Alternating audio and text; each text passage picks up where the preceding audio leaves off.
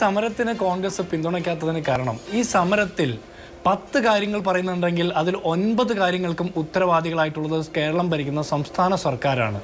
അതിൽ ഒരു കാര്യം മാത്രമാണ് കേന്ദ്ര ഭരണത്തിന്റെ ഭാഗത്തു നിന്നുണ്ടാകുന്ന സംസ്ഥാനങ്ങൾ BJP ഇതര NDA ഇതര സംസ്ഥാനങ്ങളോടുള്ള സാമ്പത്തികമായിട്ടുള്ള വരിഞ്ഞുമുറുക്കൽ എന്നുള്ള വിഷയം നിൽക്കുന്നത്. ഇപ്പം നിങ്ങൾ കർണാടകയുടെ കാര്യം പറഞ്ഞു. കർണാടകയിൽ കഴിഞ്ഞ 8 മാസത്തിനിടയ്ക്ക് 2000 രൂപ വെച്ചിട്ട് വീട്ടമ്മമാർക്കും സ്ത്രീകൾക്കും കൊടുക്കുന്ന പദ്ധതി ഉൾപ്പെടെ 4ഓളം പദ്ധതികൾ തുടങ്ങുന്നു. അവിടെ വരൾച്ച ഉൾപ്പെടെയുള്ള വലിയ രൂക്ഷമായിട്ടുള്ള പ്രശ്നങ്ങൾ നടക്കുന്നു. പ്രത്യേക സ്പെഷ്യൽ പ്രോബ്ലംസ് എന്ന് പറയുന്ന ഒരു കാറ്റഗറി ഉണ്ട് സ്റ്റേറ്റിന്. ആ സ്പെഷ്യൽ പ്രോബ്ലംസിൽ വരൾച്ച ദുരിതാശ്വാസ പ്രവർത്തനത്തിന്റെ ഭാഗമായിട്ടുള്ള ഫണ്ട് കേന്ദ്ര സർക്കാർ കിട്ടാനുള്ളത് കിട്ടുന്നില്ല. അതൊരു പ്രശ്നം. ഇങ്ങനെയുള്ള കാര്യങ്ങളൊക്കെ അവിടെ നിൽക്കുന്നു. അത് മാത്രമല്ല, കർണാടക സർക്കാർ അവരുടെ ഖജനാവിൽ നിന്ന് പണം ചെലവഴിച്ചുകൊണ്ട് തോറ്റുപോയ MP-മാരെ അല്ലെങ്കിൽ സീറ്റ് കിട്ടാതെ സങ്കടം പെട്ടുകൊണ്ട് മറ്റു പാർട്ടികളിൽ നിന്ന് അഭയാർത്ഥികളായിട്ട് വരുന്ന മുൻ MP-മാരെയൊക്കെ ഡൽഹിയിൽ കൊണ്ടുപോയി പ്രത്യേക പ്രതിനിധികളായിട്ട് ഖജനാവിൽ നിന്ന് പണം ചെലവഴിച്ച് നിയമിച്ചിട്ടുണ്ടായിരുന്നില്ല. കേന്ദ്രത്തിൽ നിന്ന് വേണ്ടതൊക്കെ മേടിച്ചെടുക്കാൻ വേണ്ടിയിട്ട് ഇതൊക്കെ ചെയ്ത സർക്കാരാണ് കേരള സർക്കാർ. ഇതൊക്കെ ചെയ്തു എന്ന് മാത്രമല്ല, അങ്ങനെയും പണം ദൂർത്തടിച്ച ഒരു സർക്കാർ അവരുടെ സാമ്പത്തിക മിസ്മാനേജ്മെന്റിന്റെ മുഴുവൻ ഉത്തരവാദിത്വം കേന്ദ്ര സർക്കാരിനല്ല. അവരുടെ രാഷ്ട്രീയ തീരുമാനങ്ങൾക്കെതിരെ, നയപരിപാടികൾക്കെതിരെ, സാമ്പത്തിക പരിപാടികൾക്കെതിരെ കൃത്യമായിട്ടുള്ള എതിർപ്പ് കോൺഗ്രസിനുണ്ട്. അതിന് സംശയമില്ല. കേരളം ഉന്നയിക്കുന്ന BJP സർക്കാർ കേരളത്തോട് കാണിക്കുന്ന അവഗണനയ്ക്കെതിരെയും ഞങ്ങൾക്ക് കൃത്യമായിട്ടുള്ള എതിർപ്പുണ്ട്. അതിന്റെ ഭാഗമല്ലേ NK പ്രേമചന്ദ്രൻ എന്ന് പറഞ്ഞ MP ഇന്ത്യൻ പാർലമെന്റിനകത്ത് ചോദ്യം ചോദിച്ചത്, TN പ്രതാപൻ ചോദ്യം ചോദിച്ചത്, ഡീൻ കുര്യാക്കോസ് ചോദ്യം ചോദിച്ചത്, ഇന്ന് വീണ്ടും TM പ്രതാപൻ ശൂന്യവേളയിൽ അക്കാര്യം ഉന്നയിക്കുന്നത്. കേരളത്തിൽ നിന്ന് CPM-ന്റെ ഒരു കനൽ തെരിയുണ്ടല്ലോ, ആലപ്പുഴയിലെ ആരിഫ്, അദ്ദേഹം എപ്പോഴെങ്കിലും ഒന്ന് നാവാടിയിട്ടുണ്ടോ ഈ വിഷയത്തെ കുറിച്ചിട്ട്? കോൺഗ്രസിനും UDF-നും ഇതിൽ കൃത്യമായിട്ടുള്ള നയമുണ്ട്, തീരുമാനമുണ്ട്. ഞങ്ങൾ കേന്ദ്രത്തോട് അക്കാര്യത്തിൽ വിയോജിക്കുന്നു. പക്ഷെ ആ വിയോജിപ്പ് നിൽക്കുമ്പോൾ തന്നെ കേരള സർക്കാർ എന്താണ് ഇവിടെ ചെയ്തിട്ടുള്ളത്? കേരളത്തിലെ പൊതുസമൂഹത്തിന്റെ മുമ്പിൽ വിശ്വാസ്യത ആർജിക്കാവുന്ന രീതിയിലുള്ള ധനകാര്യ മാനേജ്മെന്റ് ആണോ കേരള സർക്കാർ കഴിഞ്ഞ 7.5 വർഷത്തിനുള്ളിൽ നടപ്പാക്കിയത്? അല്ല എന്ന് തന്നെ പറയണം. 2016-ൽ ധനകാര്യ മന്ത്രിയായിട്ട് ചുമതലയേറ്റ തോമസ് ഐസക് വൈറ്റ് പേപ്പർ പ്രസിദ്ധീകരിച്ചു. ആ വൈറ്റ് പേപ്പറിൽ പറയുന്നത് കേരളം അതിരൂക്ഷമായിട്ടുള്ള സാമ്പത്തിക പ്രതിസന്ധിയിലാണെന്ന്. അങ്ങനെ ഒരു ബോധ്യമുള്ള സർക്കാരായിരുന്നെങ്കിൽ പിന്നീട് ഇങ്ങോട്ട് നടക്കുന്ന 7.5 വർഷക്കാലം സാമ്പത്തിക ദുർനടപ്പിന്റെ, ധൂർത്തിന്റെ, അഴിമതിയുടെ, പിൻവാതിൽ നിയമനങ്ങളുടെ ഒക്കെ ഉത്തമ കേളി രംഗമായിട്ട് കേരളത്തെ മാറ്റുമായിരുന്നോ? ഇല്ലല്ലോ. ഇനി ഒരു കാര്യം ഞാൻ ഇവിടെ സൂചിപ്പിക്കട്ടെ. ഇവിടെ കേരളത്തിന് വേണ്ടിയിട്ട് പ്രധാനമന്ത്രിയെ കാണാനും മറ്റ് മന്ത്രിമാരെ കാണാനും ഒക്കെ സമയമുണ്ടായിരുന്നു കേരളത്തിന്റെ മുഖ്യമന്ത്രിക്കും മന്ത്രിസഭാംഗങ്ങൾക്കൊക്കെ. അല്ലെങ്കിൽ പ്രധാനമന്ത്രിയെ ജ്യോതി ബസു അനുസ്മരണവും ബംഗാൾ യാത്രയും ഒക്കെ ഒഴിവാക്കി പ്രധാനമന്ത്രിയെ കൈകൂപ്പി സ്വീകരിക്കുന്നതൊക്കെ നമ്മൾ കണ്ടു. ആ ഘട്ടത്തിലെങ്കിലും പ്രധാനമന്ത്രിയോട് കേരളത്തോടുള്ള സാമ്പത്തിക അവഗണന ഒഴിവാക്കി തരണമെന്ന് ചോദിക്കാൻ ഇദ്ദേഹം താല്പര്യം കാണിച്ചോ? ഞാൻ ചോദിക്കുന്നത്, കുറച്ചു കാലം മുമ്പേ സജി ചെറിയാൻ എന്ന് പറഞ്ഞ ഒരു മന്ത്രി കേരളത്തിലെ ബിഷപ്പുമാരോട്, ഇന്ത്യയിലെ ബിഷപ്പുമാരോട് പറഞ്ഞത്, നിങ്ങൾ മണിപ്പൂരിനെ കുറിച്ചിട്ട് ക്രിസ്മസ് ആഘോഷത്തിന് പോയപ്പോൾ കേക്ക് മുറിച്ചപ്പോൾ വീഞ്ഞു കുടിച്ചപ്പോൾ ചോദിച്ചോ എന്ന്. അത് എല്ലാവർക്കും ആപ്ലിക്കബിൾ ആണെങ്കിൽ കേരളത്തിന്റെ മുഖ്യമന്ത്രി പ്രധാനമന്ത്രിയെ സ്വീകരിക്കാൻ പോയ ആ അവസരത്തിലെങ്കിലും കേരളത്തിന് കിട്ടേണ്ടത് കിട്ടിയില്ല എന്ന് പറഞ്ഞ് ചോദിച്ചു മേടിക്കാമല്ലോ. ഇനി ഇതുമായിട്ട് അനുബന്ധിച്ച ഒരു കാര്യം ചോദിക്കാനുള്ളത്, കേരളത്തിന്റെ ധനകാര്യമന്ത്രി പറയുന്നു നമ്മുടെ GST കളക്ഷൻ 20%-ലധികമാണെന്ന്. GST ആക്ട് അനുസരിച്ച് 14%-ലധികമാണെങ്കിൽ GST കോമ്പൻസേഷൻ അർഹതയില്ല. ഒന്നാമത്തെ കാര്യം. ഇനി അത് എന്ത് തന്നെ ആയാലും GST കോമ്പൻസേഷൻ 5 വർഷത്തേക്ക് പ്രൊവൈഡ് ചെയ്തിരിക്കുന്നു. അത് 5 വർഷത്തെ കൃത്യമായിട്ട് നമ്മൾ വാങ്ങിയിരിക്കുന്നു. ഇനി പിന്നെ പറയുന്നത് റവന്യൂ ഡെഫിസിറ്റ് ഗ്രാന്റ് ആണ്.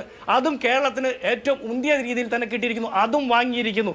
ഇനി ഡിവിസിബിൾ പൂളിൽ നിന്നുള്ള ആനുകൂല്യങ്ങൾ കിട്ടുന്നതിലാണ് തർക്കം. അതിന് പല ഫാക്ടേഴ്സ് കൺസിഡർ ചെയ്യുന്നുണ്ട്. ജനസംഖ്യ അനുപാതമായിട്ട്, നമ്മുടെ പോപ്പുലേഷൻ ഡെൻസിറ്റി അനുസരിച്ചിട്ട് പല കാര്യങ്ങൾ, ഫിസ്ക്കൽ മാനേജ്മെന്റ്. ഈ ഫിസ്ക്കൽ മാനേജ്മെന്റ് എന്നുള്ള ഒറ്റ കൺസിഡറേഷനിൽ തന്നെ കേരളത്തിന് ഇത് അർഹതപ്പെടില്ല. കൃത്യമായിട്ട് റിപ്പോർട്ട് കൊടുക്കാത്ത, ഓഡിറ്റ് റിപ്പോർട്ട് കൊടുക്കാത്ത, CAG റിപ്പോർട്ടിൽ പോലും നിരവധിയായിട്ടുള്ള ക്രമക്കേടുകൾ കണ്ടെത്തുന്ന ഒരു സംസ്ഥാനത്തിന് ഫിസ്ക്കൽ മാനേജ്മെന്റിന്റെ ആ ഗ്രേഡിൽ വരുന്ന ഒരു ഫണ്ടിനും അർഹതയില്ല എന്നുകൂടി ഞാൻ പറയാം. ഇനി ഇതൊക്കെ ഉണ്ടെങ്കിൽ തന്നെ, ഇത്രയും പ്രയാസങ്ങളൊക്കെ നിൽക്കുമ്പോൾ തന്നെ കേരളത്തിലെ ജനങ്ങളെ ബുദ്ധിമുട്ടിൽ ആഴ്ത്തരുത് എന്ന് പറഞ്ഞ് നമ്മുടെ ആനുകൂല്യങ്ങൾ ചോദിച്ചു വാങ്ങാനല്ലേ KV തോമസിനെയും സമ്പത്തിനെയും വേണു രാജാമണിയെയും ഡൽഹിയിൽ കൊണ്ടുപോയി പ്രതിഷ്ഠിച്ചത്? അവരുടെ ജോലി എന്തായിരുന്നു? അവർക്ക് കൊടുത്ത ഓണറേറിയവും അവരുടെ സ്റ്റാഫിന് കൊടുത്ത ശമ്പളവും ഒക്കെ ആനുകൂല്യങ്ങളൊക്കെ അതുകൂടി നമുക്ക് നഷ്ടം വരുത്തിയില്ല ഈ സർക്കാർ. അപ്പോൾ ഇവർക്ക് കൃത്യമായിട്ടുള്ള ഒരു പോളിസി ഇല്ല, നയപരിപാടി ഇല്ല എന്ന് തന്നെ പറയണം. സാമ്പത്തിക വർഷം കേരളത്തിന് കിട്ടിയിരിക്കുന്ന പണം കുറവാണ്. അതിൽ ഓരോന്നും ഞാൻ പറയാം. ഈ റവന്യൂ ഡെഫിസിറ്റ് ഗ്രാന്റ് 5 വർഷത്തേക്കാണ് പറഞ്ഞിരുന്നത്. അത് 5 വർഷത്തേക്ക് കിട്ടി എന്ന് മാത്രമല്ല, ഇന്ത്യയിൽ ഏറ്റവും കൂടുതൽ കിട്ടിയത് കേരളത്തിനാണ്. ഞാൻ പറയട്ടെ, ഞാൻ BJP സപ്പോർട്ട് ചെയ്യുന്നില്ല, ഒരു രീതിയിൽ ഒരു മേഖലയിലും സപ്പോർട്ട് ചെയ്തില്ല. പക്ഷേ ഏറ്റവും കൂടുതൽ കിട്ടിയ ഒരു സംസ്ഥാനം, അത് മുൻ വർഷങ്ങളിൽ കൂടുതൽ വാങ്ങിയതുകൊണ്ട് ഈ വർഷം കുറഞ്ഞു. ആ ഫാക്ട് അവിടെ നിൽക്കുന്നു. GST കോമ്പൻസേഷൻ കിട്ടിയതിൽ ഏറ്റവും കൂടുതൽ കിട്ടിയ രണ്ടാമത്തെ സംസ്ഥാനം കേരളമാണ്.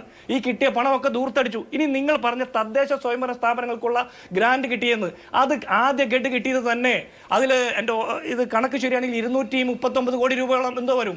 അത് വകമാറ്റി ചെലവഴിച്ച സംസ്ഥാന സർക്കാരാണ് ഇവിടെ ഇരിക്കുന്നത്. ഇവർക്ക് ഇത് ചോദിക്കാൻ അർഹതയുണ്ടോ? ഇനി UGCയുടെ 750 കോടി രൂപ 2022 മുമ്പ് അതിന്റെ റിപ്പോർട്ടെല്ലാം കൃത്യമായിട്ട് കൊടുക്കേണ്ടതായിരുന്നു. അത് കൊടുത്തില്ല. ആ പണം ലാപ്സായി പോയി. അതിന്റെ ഉത്തരവാദിത്തമാർക്കാ? കേരളത്തിലെ ധനകാര്യ വകുപ്പിന്. ഇങ്ങനെ ഓരോന്നും എടുത്തു നോക്കിയാൽ ഇതിന്റെ കൃത്യമായിട്ടുള്ള രേഖകൾ കൊടുക്കാതെ, ഓഡിറ്റ് റിപ്പോർട്ടുകൾ കൊടുക്കാതെ ഇതിനൊക്കെ ലാപ്സ് ആകാനായിട്ടുള്ള സാഹചര്യം ഒരുക്കി കൊടുത്തത് കേരളത്തിന്റെ ധനകാര്യ മിസ്മാനേജ്മെന്റ് തന്നെയാണ്.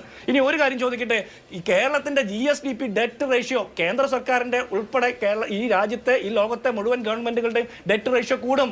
അത് ലോകവ്യാപകമായിട്ടുള്ളൊരു പ്രക്രിയയുടെ ഭാഗമാണ്. പക്ഷേ 2016 ശേഷം കേരളത്തിന്റെ GSDP ഡെറ്റ് റേഷ്യോ അലാമിംഗ് ആയിട്ട്, ഏറ്റവും അപകടകരമായിട്ട് വർദ്ധിക്കാനുള്ള ഉത്തരവാദിത്തം ആർക്കാ?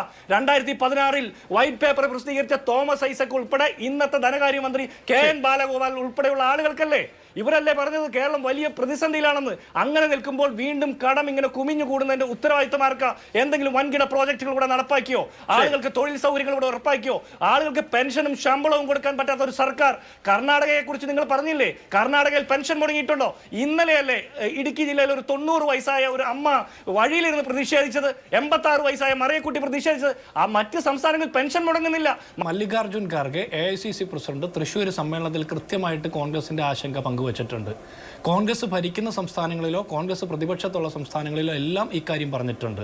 മല്ലികാർജുൻ ഖാർഗെ ഈ കഴിഞ്ഞ കർണാടകയുടെ ഇന്നലത്തെ സമരത്തെക്കുറിച്ചും കേരളത്തിന്റെ ഇന്നത്തെ സമരത്തെക്കുറിച്ചൊക്കെ കോൺഗ്രസിന്റെ അഭിപ്രായം കൃത്യമായിട്ട് പറഞ്ഞിട്ടുണ്ട്.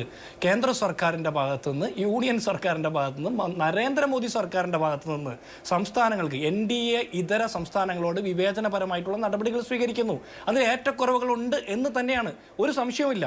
ആദ്യഘട്ടത്തിൽ ശ്രീ സുരേഷ് പറഞ്ഞ ഒരു കാര്യമുണ്ട്. അഴിമതിക്കാരായിട്ടുള്ള നേതാക്കന്മാരാണ് ഇന്ന് കേരളത്തിന്റെ സമരപ്പന്തലിൽ എത്തിയത്. ആരൊക്കെ? അരവിന്ദ് കേജ്രിവാൾ അല്ലെങ്കിൽ മറ്റാളുകളൊക്കെ ഇങ്ങനെ ഓരോരുത്തരെ പറയുകയാണ്. ശരിയായിരിക്കാം, നിങ്ങൾ പറയുന്ന രീതിയിലുള്ള അഴിമതിക്കാരായിട്ടുള്ള നേതാക്കന്മാരായിരിക്കും പങ്കെടുത്തിട്ടുള്ളത്. പക്ഷെ ആ ആളുകൾക്കെതിരെ നിങ്ങളുടെ ED ഉൾപ്പെടെയുള്ള കേന്ദ്ര അന്വേഷണ ഏജൻസികൾ എത്രത്തോളം രൂക്ഷമായിട്ടുള്ള നടപടിക്രമങ്ങളുമായിട്ട് മുന്നോട്ട് പോകുന്നു? പക്ഷെ കേരളത്തിന്റെ മുഖ്യമന്ത്രിയെ കുറിച്ചിട്ട് പ്രധാനമന്ത്രി തൃശ്ശൂർ പറഞ്ഞു, ഏത് മുഖ്യമന്ത്രിയുടെ ഓഫീസിലാണ് സ്വർണ്ണക്കടത്ത് നടത്തിയത് എന്ന് ഞങ്ങൾക്കറിയാമെന്ന്. എന്ത് നടപടി സ്വീകരിച്ചു? അദ്ദേഹത്തിന്റെ മനസാക്ഷി സൂക്ഷിപ്പുകാരൻ 100 ദിവസം ജയിലിൽ കിടന്നില്ലേ ശിവശങ്കരൻ? എന്ത് നടപടി സ്വീകരിച്ചു? ലൈഫ് മിഷനുമായി ബന്ധപ്പെട്ട് എന്ത് നടപടി സ്വീകരിച്ചു? ഈ എക്സാലോജിക് സൊല്യൂഷൻ, സാധാരണപ്പെട്ട ആരെങ്കിലും ആണ് ഇത്തരത്തിലൊരു കമ്പനി സ്ഥാപിച്ച് ഇങ്ങനെ കള്ളപ്പണം വെളുപ്പിക്കുക അല്ലെങ്കിൽ ചെയ്യാത്ത ജോലിക്ക് കൂലി വാങ്ങുകയൊക്കെ ചെയ്തെങ്കിൽ എത്രത്തോളം നടപടികൾ നേരിടേണ്ടി വരും? ഇപ്പോൾ ഷിബു സോറൻ എന്തിന്റെ പേരിൽ അറസ്റ്റ് ചെയ്യപ്പെടുന്നത്? കേരളത്തിൽ മമതാ ബാനർജിക്കെതിരെ എത്രത്തോളം രൂക്ഷമായിട്ടുള്ള സാഹചര്യങ്ങളുണ്ട്? അരവിന്ദ് കേജ്രിവാളിനെ എത്രത്തോളം നിങ്ങൾ വരിഞ്ഞു മുറുക്കുന്നു? അങ്ങനെ നിരവധിയായിട്ടുള്ള സാഹചര്യങ്ങളുണ്ട്. അപ്പോഴാണ് നിങ്ങൾ പറയുന്നത് കേരളത്തിന്റെ മുഖ്യമന്ത്രി ഇന്ന് നടത്തിയ സമരപ്പന്തലിൽ വന്ന് അഴിമതിക്കാരായിട്ടുള്ള നേതാക്കന്മാരാണ്, അവരുടെ ക്രെഡിബിലിറ്റി പരിശോധിക്കണമെന്ന്. അങ്ങനെയാണെങ്കിൽ കേരളത്തിന്റെ മുഖ്യമന്ത്രിക്കെതിരെ നിങ്ങൾ എന്ത് നടപടി സ്വീകരിച്ചു എന്ന് പറയാൻ നിങ്ങൾക്ക് ബാധ്യതയുണ്ട്. കേരള മോഡൽ എന്താണ്? കേരള മോഡൽ ഇന്ന് കഴിഞ്ഞ ബഡ്ജറ്റിൽ നിങ്ങൾ വിദേശ സർവകലാശാലകൾക്കും സ്വകാര്യ സർവകലാശാലകൾക്കും ആരോഗ്യരംഗത്തുൾപ്പെടെ വിദേശ മുതൽ മുടക്കിനും അവസരം കൊടുക്കുന്നതാണോ നിങ്ങളുടെ കേരള മോഡൽ? ബാലഗോപാൽ ഇവിടെ നിന്ന് പോയത് നല്ലതായി. അല്ലെങ്കിൽ ഏതെങ്കിലും വിവരമുള്ള SFIക്കാരൻ പണ്ട് TP ശ്രീനിവാസനെ ചെയ്ത പോലെ തിരുവനന്തപുരത്ത് വെച്ച് ഈ ബഡ്ജറ്റ് അവതരിപ്പിച്ച KN ബാലഗോപാലിന്റെ ചെകിട്ടത്തടിക്കുമായിരുന്നു. നിങ്ങളുടെ രക്തസാക്ഷി ഉണ്ടല്ലോ പുഷ്പൻ, ആ പുഷ്പൻ കഴിയുമെങ്കിൽ എണീറ്റ് വന്ന് പിണറായി വിജയന്റെ മുഖത്ത് നോക്കി ചോദിക്കുമായിരുന്നു, എന്നെയും മരണപ്പെട്ടുപോയ എൻ്റെ ബലിദാനികളെയും വഞ്ചിച്ച ക്രൂരനാണ് താങ്കളെന്ന് പറയുമായിരുന്നു.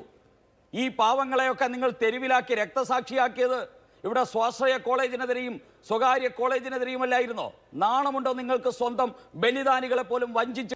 പിന്നെ ആകെ കേരളത്തിൻ്റെ എല്ലാ കുറ്റവും എന്താണ്? ദൂർത്താണ്. അത് മനസ്സിലായില്ല ദൂർത്ത് എന്നാന്ന്. കേരളം ചെയ്യുന്ന ഒന്നാമത്തെ ദൂർത്ത് എന്നാണെന്നറിയോ? സ്കൂളുകളും കോളേജുകളും ആവശ്യത്തിലേറെ നടത്തുന്നുണ്ട്. അതിൻ്റെ ഭാഗമായിട്ട് ശമ്പള ചെലവ് കൂടുതലാണ്. അതുകൊണ്ടാണ് കേരളത്തിന് ഏറ്റവും കൂടുതൽ റവന്യൂ ഡെഫിസിറ്റ് ഗ്രാൻഡ് കിട്ടുന്നത്. നിങ്ങൾ സ്കൂൾ പൂട്ടിയാൽ റവന്യൂ ഡെഫിസിറ്റ് ഗ്രാൻഡ് കിട്ടുകയില്ല. നിങ്ങൾക്ക് ആരോഗ്യ മേഖലയിലും വിദ്യാഭ്യാസ മേഖലയിലും ഇന്ത്യയിൽ 1ാം സ്ഥാനം വേണോ? ആണെങ്കിൽ കൂടുതൽ ജീവനക്കാരോടെ വേണം, അവർക്ക് ശമ്പളം കൊടുക്കണം, അവർ റിട്ടയർ ചെയ്ത പെൻഷൻ കൊടുക്കണം. അതാണ് കേരളത്തിൻ്റെ ഏറ്റവും വലിയ ചെലവുകളിലൊന്ന്. അത് കുറയ്ക്കാൻ ഉദ്ദേശിക്കുന്നില്ല. ഇതാണ് സർക്കാരിനെന്ന് ഞങ്ങളുടെ ദൂർത്ത് അതാണ്.